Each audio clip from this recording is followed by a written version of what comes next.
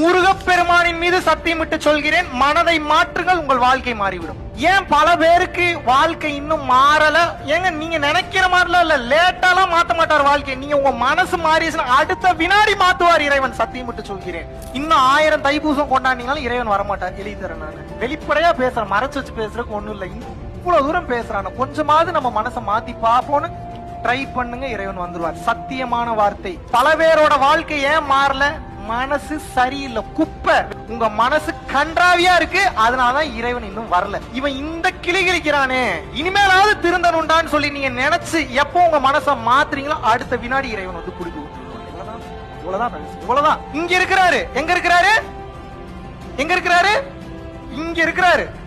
உள்ளுக்குள்ள போவே விட மாட்டீங்க, கன்றாவியா இருக்கு. இப்ப நான் உங்களை கூப்பிடுறேன், என் வீட்டுக்கு வாங்கன்னு கூப்பிட்டா வருவீங்களா மாட்டீங்களா? வீட்டுக்கு கூப்பிட்டோன்னே பாத்ரூம்ல போய் படுங்கன்றேன், என்ன பண்ணுவீங்க? படுப்பீங்களா? இந்த மகாவிஷ்ணுவோட பாத்ரூம் மட்டும் இந்த மல்லிகை மனமா வீசும், படுக்க முடியுமா உங்களால? எங்க உங்களை கூப்பிட்டு பாத்ரூம்ல படுனாவே படுக்க மாட்டீங்க. எவ்வளவு கன்றாவியான எண்ணம், எவ்வளவு கீழ்த்தரமான புத்தி, எவ்வளவு பாவம் பண்ணிருக்கோம். இதுக்குள்ள இறைவன் எப்படி உடனே எப்படி வருவாரு? எனக்கு புரியலையே.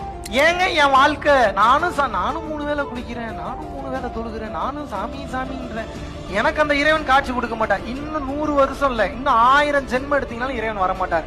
மனசை பார்த்து தான் வாழ்வை மாத்துவான். எதை பார்த்து வாழ்வை மாத்துவான்? இறைவன் எப்போது உங்கள் மனதை மாற்றுகின்றார்? உங்கள் மனம் எப்போது நல்ல சிந்தனையில் இருக்கின்றதோ அப்போதுதான் உங்கள் வாழ்வை பரிபூரணமாக மாற்றுவார்.